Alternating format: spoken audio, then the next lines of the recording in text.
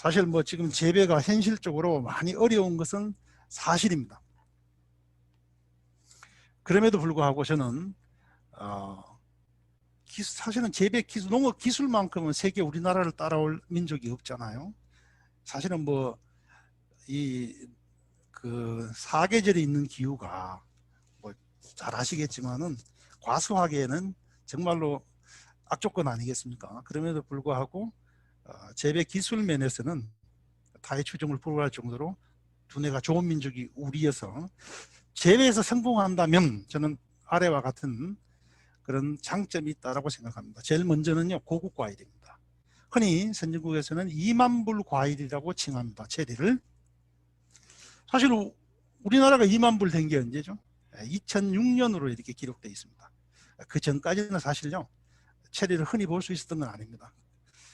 아마 그쯤 돼서 2000년대 들어서 급격하게 마트에 체리가 나왔던 것 같아요. 그래서 국민 소득이 올라가면 올라갈수록 체리의 소비는 늘어날 것이다. 이거는 뭐 선진국의 예를 보더라도 제가 드리는 말씀이 아니더라도 자명한 사실입니다. 두 번째는요, 일본과 중국 시장을 보면 또 우리나라의 체리의 앞날을 예측해 볼 수 있지 않을까 생각합니다. 일본은요, 기본이 그냥 중품 1kg다 하면은 기본이 5만 원입니다. 백화점에서 1kg는 20에서 30만 원 정도죠. 물론 그 장인 정신을 인정해 주는 그런 또 뭐 시장의 개념이 있지만은 우리는 뭐 사실 그 정도는 아니지 않습니까? 또 중국의 예를 보더라도 저도 중국에 직접 견학을 다녀왔지만은 정말 엄청납니다. 국민 소득에 비해서 가격이요. 지금 뭐 그렇게 많이 생산하고 있지만은 중국 1인당 1kg가 채 되지 않는답니다. 소비량이. 그래서 제가 그 농업과학연구소에 방문을 해서 그 소장님께도 제가 직접 여쭤봤어요. 야, 이 체리가 이렇게 많이 생산되는데 서해를 폴짝 뛰어서 우리나라로 수입이 되면 야, 우리 시장은 초토화되겠다 라고 이렇게 이야기를 했더니 끌끌끌 웃으십니다. 일본 사람들이 10여 년 전에, 그러니까 제가 한 4, 5년 전에 갔었는데 일본 사람들이 12년 전에 와서 똑같은 질문을 했대요.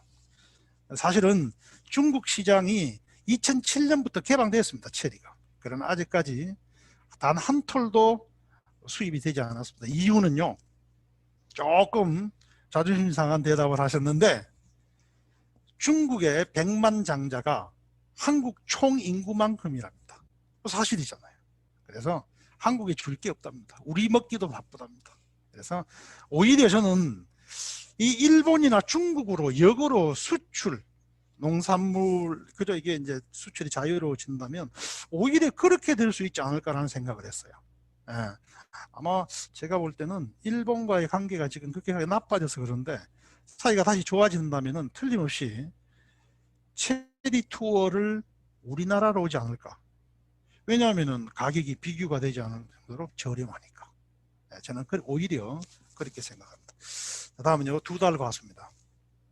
많은 기존의 우리 전통 가수에서 체리로 바꿔 타시는 분들께서 이렇게 조금씩 바꿔 나가는 이유가 여기에 대한 매력이 대단합니다. 사과 같은 경우는 어떻습니까? 1년 내내 약치죠. 그렇지 않습니까?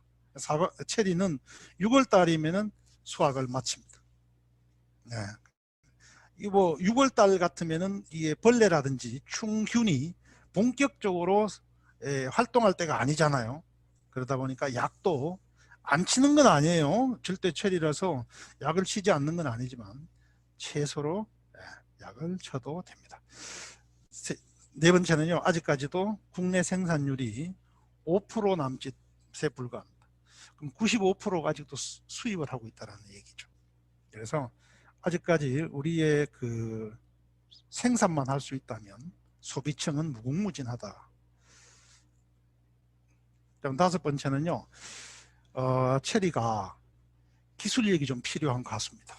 까다롭습니다. 지금은 재배법이라든지 이런 게 많이 보편화됐어요. 그리고 우리가 이제 체리 하면은 세 가지 이제 핵심 요인이 있습니다. 중요한. 첫 번째는 토양, 두 번째는 대목, 세 번째는 품종입니다. 물론 재배법도 한몫하겠지만은 핵심적인 요인은 토양 그리고 대목 품종입니다. 지금은 많이 밝혀졌어요. 국내에 맞는 대목과 품종이 그리고 토양을 어떻게 만들어야 된다고 하는 매뉴얼이 나왔습니다. 그래서 옛날만큼 진입 장벽이 높은 것은 아니지만 조금 까다로운 것 같습니다. 그래서 꼭 필요한 것이 멘토입니다. 내 농장에 방문을 해서 가르쳐줄 멘토가 꼭 있어야 됩니다. 우리가 전통적인 과수를 재배하는 방식으로는 조금 어려움이 있고요. 도움을 누군가로부터 받을 수 있다면 제가 볼 때는 한번 진입하기가 어려워서 그렇지 그 진입 장벽을 넘게 되면 어떻습니까? 어떻게 반석 위로 올라서겠죠. 누구나 이렇게 쉽게 다가올 수 없는 그런 영역이라는 거죠. 여섯 번째는요. 이것도 아주 중요합니다. 국민 소득이 올라가고 선진국이 될수록 안전한 먹거리를 먹으려고 하는 의식이 강화되겠죠. 당연하죠. 밑에 보면 일본이 이게 무슨 말이냐면요. 1910년에 우리가 체리를 수입한 양이 3,600톤이었습니다. 뒤에 나와요. 뒤에 나오니까 그냥 간단히 언급하겠습니다. 그러니까 10년 전이죠. 10년 전에 우리가 체리를 수확한 양이 3,600톤이었고 일본은 그 당시에 15,000톤이었습니다. 15,000톤. 그리고 우리의 몇 배 정도 됐죠? 4배 이렇게 됐나요? 그런데 2019년에 어떤 변화가 생겼냐면요. 우리는 18,000톤, 약 5배가 늘어났습니다. 그러니까 10년 만에. 우리는 5배가 수입량이 늘어나서 18,000톤이 되었지만 일본은 5,000톤으로 줄어버렸습니다. 3분의 1로 오히려 줄었습니다. 이유는요. MB 처리, 그 MB가 아니에요. 메칠 브로마이드라고 하는 살충 훈정 처리입니다. 모든 농산물에는요. 메칠 브로마이드, 그러니까 살충 훈정 처리를 하게 돼 있고 방부제 처리를 하게 돼 있죠. 그게 꼭 나쁜 것만은 아니죠. 예를 들어서 뭐 해충이 무분별하게 국내로 유입되는 걸 막기 위해서 어떻게 해야 되겠습니까? 그 해충 알이라든지 이런 걸 방면해야 되지 않겠습니까? 거꾸로 그러다 보니까 우리가 먹게 되다 보니까 이런 문제가 생긴다 이 말입니다.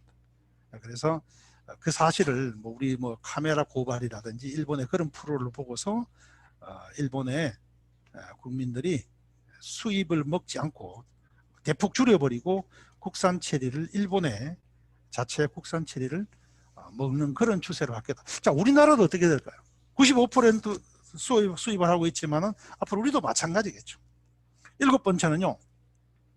지금 현재 체리는 수입 관세가 없습니다. 수입 관세가 없다라는 말은 무슨 뜻일까요? 자연적인 체리 가격의 인하 요인이 없다는 거죠. 그렇죠.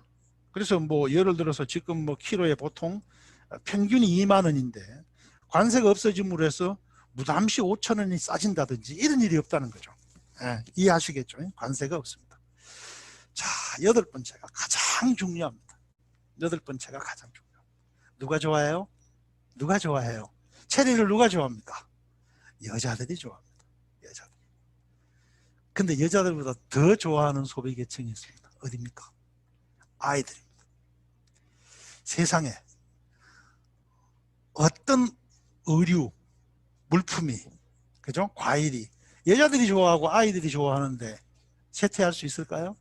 제가 볼 때는 우리의 국민소득이 올라가면 올라갈수록 더구나 소과를 선호하는 경향이잖아요. 그래서 제가 볼 때는 그 소비량은 폭발적으로 늘어날 것이라는 것이 저의 의견입니다. 물론 시중에 이렇게 업계의 의견을 제가 이렇게 종합해서 적어봤습니다.